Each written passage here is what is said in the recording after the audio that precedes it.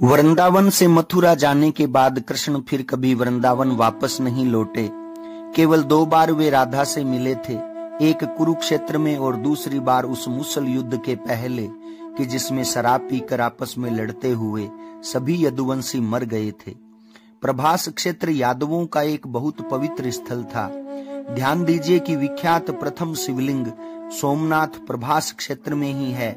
इस मंदिर का सुसज्जीकरण भी श्री कृष्ण ने ही कराया था। इसके उत्तर में प्रभास का विस्तृत भूभाग है।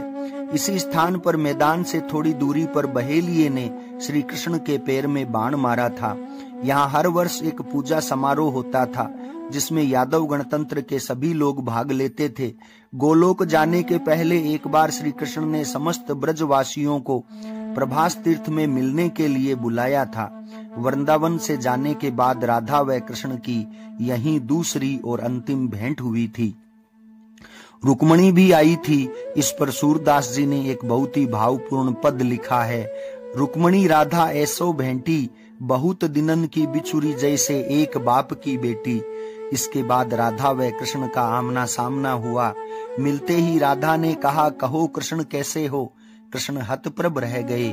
अचकचाते हुए कहा, क्या कहती हो राधा, मैं तुम्हारे लिए कृष्ण कब से हो गया, मैं तो अब भी तुम्हारे लिए कान्हा ही हूँ। राधा ने कहा, नहीं कृष्ण, अब तुम कान्हा नहीं रहे, बहुत बदल गए हो। क्या बदलाव आ गया है मुझ में। राधा बोली, कोई एक हो तब तो बताऊं। अगर तुम श्याम होते तो सुदामा के पास जाते, सुदामा को तुम्हारे पास नहीं आना पड़ता। तुम वनमाली थे, तुम्हारे गले में वनमाला शोभती थी। शायद तुम्हें नहीं मालूम हुआ होगा कि तुम्हारे लिए माला बनाने के लिए मैं और मेरी सखियां ललिता, विशाखा, अनुराधा, कुसुम, सेव्या आदि वृंदावन के 7 वनों से फूल चुनती थी। कितनी बार बाहों में खरोंच आई, ओढ़नियां फट जाती थी, घर पर मार पड़ती थी, पर जब तुम वही वनमाला पहनकर हंसते थे तो आत्मा तृप्त हो जाती थी। लगता था कि लोक परलोक दोनों एक बन गए। आज तुम्हारे गले की वह वनमाला कहाँ गई। आज तुम्हारे गले में हीरे जवाहरात जड़ित सोने की माला है। जिन हाथों में मुरली शोभायमान होती थी, उन हाथों में सुदर्शन चक्र आ गया है।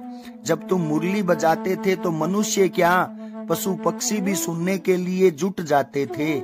आज उन्हीं हाथों से संहार कर रहे हो। लोग कहते हैं कि तुम भगवान हो, और ऐसा तुमने भी गीता में कहा है। मतम परत तरम नान्यत किंचिदस्ति धनंजय, मयि सर्वम दिमम श्रोतम सूत्रे मणि गणा इव। पर मैंने तो तुम्हें ब्रह्म माना ही नहीं। तुम तो मेरे नंद के लाल मुरलीधर श्याम थे, एक सामान्य ग्वाला। तुम्हारे इस रूप का तो पता ही नहीं था। तुमने उद्धव को भेजा था हमें निर्गुण ज्ञान बताने के लिए। उद्धव ने तो बताया ही होगा कि हमारा प्रेम क्या है और उसकी क्या गति है। कृष्ण सुनते रहे और तब कहा, लेकिन मैं तो तुम्हें अब भी याद करता हूँ। तुम्हारी याद आती है तो आंसू निकलते हैं। राधा ने कहा, लेकिन मैं तो तुम्हें कभी याद नहीं करती। याद तो उसको किया जाता है जो कहीं दूर चला गया हो। तुम तो कभी मेरे हृदय से गए ही कहाँ थे जो याद करना पड़ता। रही मेरे ना रोने की बात तो कान्हा, मैं इसलिए नहीं रोई कि मेरे आंखों में बसे हुए तुम कहीं आंसुओं के साथ निकल ना जाओ। भक्त का भाव देखकर भगवान भाव विहल हो गए। बोले, राधा तुम जीती मैं हारा। राधा बोली, याद रखना कृष्ण, मेरे बिना अधूरे रहोगे। संसार में जहां भी तुम्हारी पूजा होगी मैं साथ रहूंगी। भगवान जगन्नाथ जी को छोड़कर कोई ऐसा मंदिर नहीं होगा जहां मैं तुम्हारे साथ नहीं होऊंगी। हमेशा तुम्हारे नाम के पहले मेरा नाम लिया जाएगा। ठीक उसी प्रकार जैसे पूर्व में प्रभु श्री राम के पहले माँ सीता का नाम आया। भगवान श्री कृष्ण ने एवमस्तु कहा और एक अंतिम बात कही कि राधा, अब इस जीवन में मेरी तुम्हारी भेंट अंतिम भेंट है। मैं तुम्हें कुछ देना चाहता हूँ, जो भी इच्छा हो मांग लो। राधा ने कहा, कन्हैया मुझे तो सब कुछ मिल चुका है और कुछ नहीं चाहिए। मेरा तुम्हारा प्यार अमर रहे। जब तक इस धरा धाम पर एक भी प्राणी जीवित रहे, मुझे तुम्हारे साथ याद करता रहे। परंतु कहते ही हो तो एक बार वही मुरली की तान सुना दो।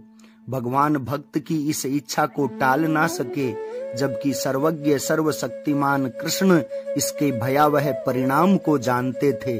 फिर भी उन्होंने बहुत दिनों से संजो कर रखी हुई बांसुरी निकाली और एक अद्भुत अविस्मरणीय तान छेड़ दी। सारा संसार तरंगित हो उठा। यद्यपि कृष्ण ने अनेकों बार मुरली बजाई थी, पर यह तान विलक्षण थी, अद्भुत शांति थी और हृदय के तार को झंकृत करने वाली थी। ऐसी धुन न कभी बजी थी और न कभी बजेगी। सुध बुद्ध खोकर राधा बंसी की धुन सुनती हुई कृष्ण में ही समा गई। जय जय श्री राधे, जय जय श्री कृष्णा।